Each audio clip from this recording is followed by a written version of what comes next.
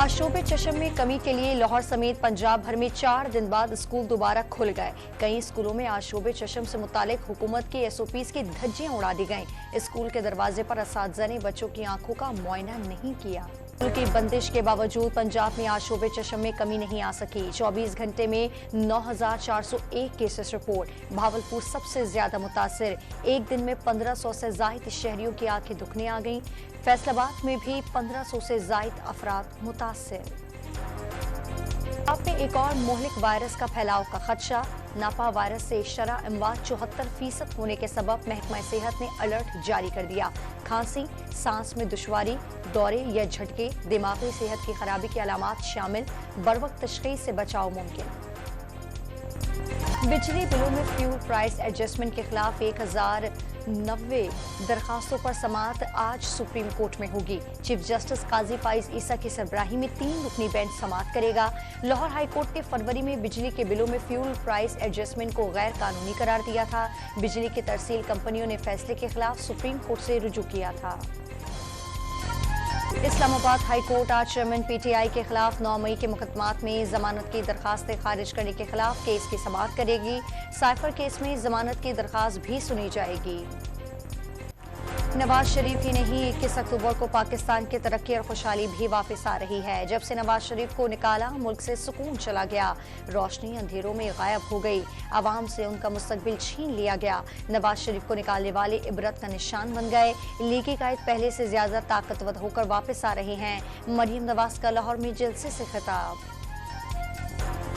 मईशत है, इलेक्शन नहीं। मौलाना फजल रहमान ने मौशी बेहतरी मुल्क के लिए जरूरी करार दे दी। PTI हुकूमत पर मुल्क को मौशी दलदल में धकेलने का इल्जाम। निगरान हुकूमतों का सेटअप समझ से बाला करार।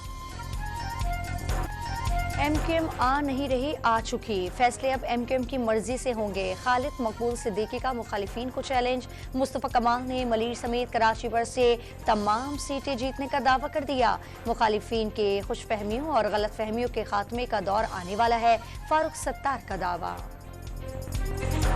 मियांवाली में कंटल चेक पोस्ट पर पुलिस ने 10 से जायद दहशतगर्दों का हमला नाकाम बना दिया। 2 हमलावर मारे गए, बाकी फरार। फायरिंग के तबादले में 1 पुलिस एहलकार शहीद। पुलिस लाइन में शहीद हारून खान की नमाज जनाजा अदा। हमला पसपा करने वाले बहादुरी के लिए 5 लाख रुपए इनाम का ऐलान। चौकी का नाम शहीद कांस्टेबल के नाम से मंसूख कर दिया गया।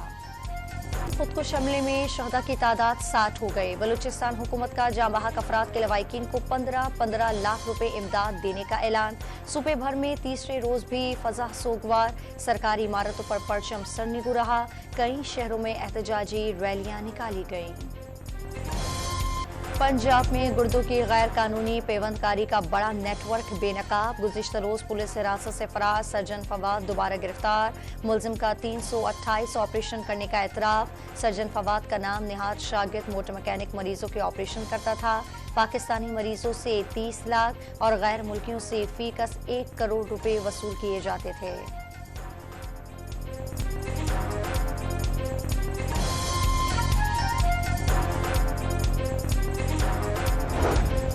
सिंध में मलेरिया के मजीद 3,803 केसेस सामने आ गए। हैदराबाद में 1800, लाड़काना में 1100, मीरपुर खास में 392 और कराची में 17 नए मरीज रिपोर्ट। रवा साल केसेस की तादाद 3,17,000 हो गई। कराची के इलाके शाह लतीफ टाउन में किराएदार की फायरिंग से मकान के मालिक समेत 2 अफराद जख्मी। फायरिंग के बाद मुलजिम ने खुद को भी गोली मार ली।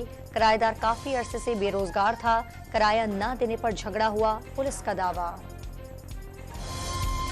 कराची के इलाके गुलशन इकबाल राशिद महनाज रोड पर यूनिवर्सिटी की तलबा ने सरेआम नाजेबा हरकत करने वाले मोटरसाइकिल सवार की वीडियो बना ली। वीडियो वायरल होने पर एडिशनल IG का मुलजिम को शनाख्त करके फौरी गिरफ्तारी का हुक्म। इस्लामाबाद में आलू 92, प्याज 130, लहसुन 500 और अदरक 1260 रुपए फी किलो फरोख्त होने लगी। अवाम का हुकूमत से रिलीफ देने का मुतालबा। लाहौर में लहसुन 470, शिमला मिर्च 210, टमाटर 100 रुपए किलो हो गया। पाकिस्तान 2023 में सबसे ज्यादा कर्ज लेने वाला मुल्क बन गया। पाकिस्तान ने इंटरनेशनल डेवलपमेंट एसोसिएशन से $2.3 अरब हासिल किए। जनूबी एशिया के दीगर ममालिक में जारी मुख्तलिफ मंसूबों के लिए $10 अरब दिए गए। कप की तैयारियों के सिलसिले में पाकिस्तान क्रिकेट टीम ऑस्ट्रेलिया के खिलाफ आज पहला दूसरा वार्म अप मैच खेलेगी। पाकिस्तानी टीम ने हैदराबाद दक्कन के राजीव गांधी क्रिकेट स्टेडियम में 3 घंटे तक ट्रेनिंग की। खिलाड़ियों ने बैटिंग, बॉलिंग और फील्डिंग की भरपूर प्रैक्टिस की।